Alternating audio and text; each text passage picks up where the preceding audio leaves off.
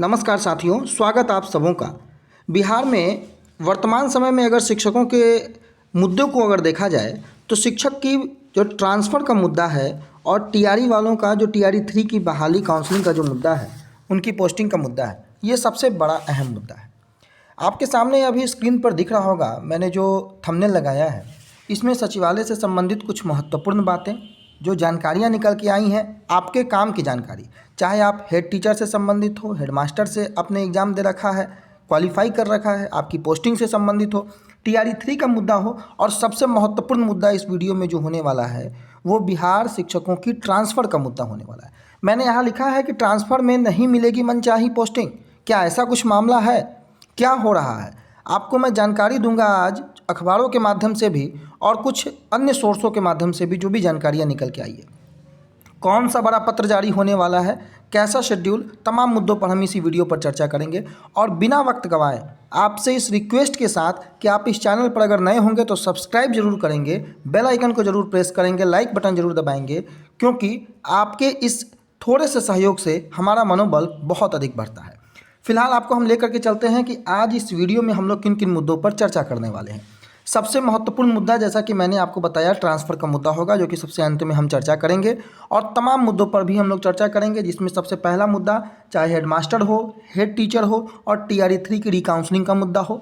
Schedule, इनकी schedule कब होगा, किसकी पहले काउंसलिंग होगी, तारीख क्या होगा, और ट्रांसफ़र का मुद्दा। इन 5 मुद्दों के साथ हम आज इस वीडियो में आपके साथ हैं। और शुरुआत करते हैं सबसे पहले हेडमास्टर और हेड टीचर की काउंसलिंग को लेकर के। जी हाँ दोस्तों, आज शाम तक, हालांकि आज आपके स्कूल में भी छुट्टी होगी, छुट्टी का दिन है, लेकिन पूरी तैयारी की जा चुकी है। पत्र आज शाम तक, और अगर किसी कारण से, ऐसे पूरी संभावना है 90% कि आज शाम को ये पत्र जारी हो जाएगा, लेकिन अगर शाम को पत्र जारी नहीं होता है तो कल अर्ली मॉर्निंग जो है फर्स्ट हाफ में ही ये पत्र आपको शेड्यूल का देखने को मिल जाएगा, जिसमें हेडमास्टर और हेड टीचर और टीआरई 3 को रिकाउंसलिंग को लेकर के जो है पूरा शेड्यूल आपको रहेगा। केवल इतना ही नहीं, बल्कि सक्षमता 2 में भी जो लोग बचे हुए हैं उनकी भी काउंसलिंग की बातें सामने आ रही हैं, उनका भी जो शेड्यूल है वो तय कर दिया जाएगा। अगर जो तारीखों की बात की जाए तो लगभग 16 तारीख तक जो है वो आपको रिकाउंसलिंग होगी, हेडमास्टर, हेड टीचर। और एक और महत्वपूर्ण मुद्दा कि ट्रांसफ़र के पहले इन लोगों की पोस्टिंग होनी है।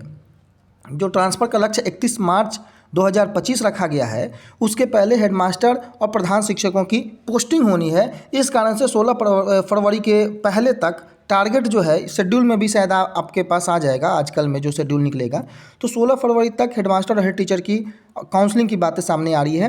टीआरई 3 से संबंधित अगर आप अभ्यर्थी हैं तो 20 फरवरी के बाद और 28 तक आपकी ये काउंसलिंग की बात निकल करके सामने आ रही है, जो कि पत्र के माध्यम से क्लियर भी हो जाएगा। जैसे ही वो लेटर जारी होता है मैं आपके साथ उस लेटर के साथ भी पहुंचूंगा।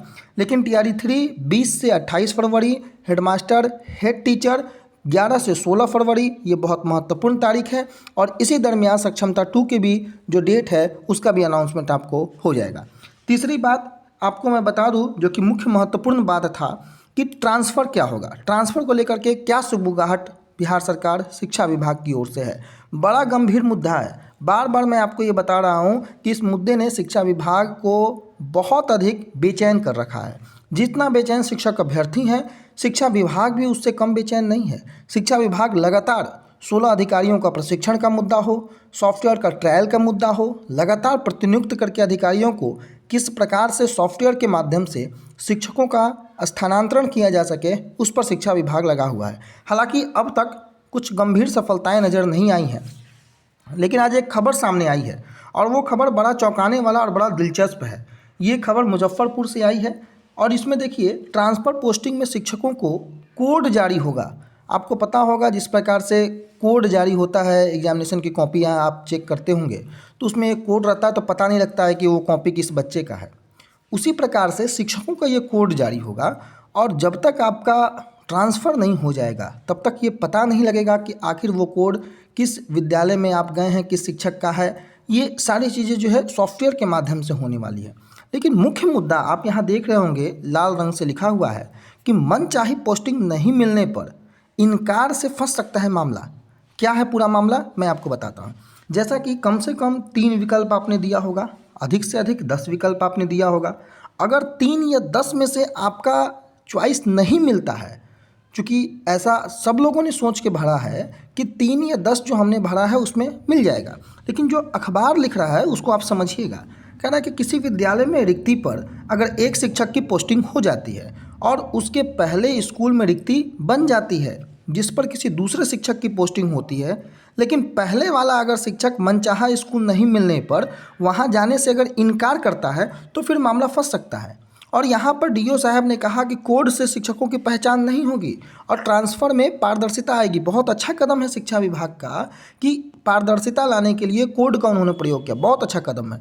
मैट्रिक एग्जामिनेशन या अन्य एग्जामिनेशनों में भी आप देखोगे कोड को जब से लाया गया तब से बहुत हद तक जो है ये भ्रष्टाचार का मुद्दा, चाहे किसी प्रकार का धांधली का मुद्दा कुछ हद तक कम जरूर हुआ है। पूरी तरीके से समाप्त तो मैं नहीं कह सकता हूँ, लेकिन कम जरूर हुआ है। अच्छी सफलता विभाग को मिली है। लेकिन एक गंभीर समस्या की ओर इशारा है ये कि अगर कोई व्यक्ति को मनचाहा पोस्टिंग नहीं मिलता है और अगर वो ज्वाइन नहीं करता है तो फिर इस प्रक्रिया को शिक्षा विभाग कैसे सुलझाएगा। हालांकि ये एक गंभीर मुद्दा मैं लगातार चिल्ला रहा हूँ, लेकिन जो अखबारों ने इस चीज़ को इंगित किया है आप भी उस पर ध्यान केंद्रित कीजिएगा कि अगर एक शिक्षक की पोस्टिंग हो जाती है और अगर रिक्ति पहले स्कूल में रिक्ति बन जाती है जिस पर दूसरे शिक्षकों की भी अगर पोस्टिंग होती है और पहले वाला शिक्षक अगर मनचाहा स्कूल नहीं मिलने पर वहां जाने से इनकार कर देता है तो फिर मामले को शिक्षा विभाग कैसे सुलझाएगा, इसी की ओर अखबार ने भी ध्यान केंद्रित किया है। लेकिन कुल मिलाकर जो खबर है कि ट्रांसफ़र पोस्टिंग शिक्षकों का कोड जारी होगा और जिस भी विद्यालय में जिलों को शिक्षकों का नाम नहीं बल्कि कोड जारी किया जाएगा और संबंधित शिक्षक की पहचान इसी कोड से होनी है। किस शिक्षक का कौन सा कोड है यह मुख्यालय से आवेदन सबमिट करने वाले अधिकारियों को भी नहीं पता होगा। आपको पता है 16 अधिकारियों को प्रतिनियुक्त किया गया था और ना ही जिले के उस अधिकारी को उस कोड से संबंधित किसी भी प्रकार की जानकारी या पहचान मिलेगी।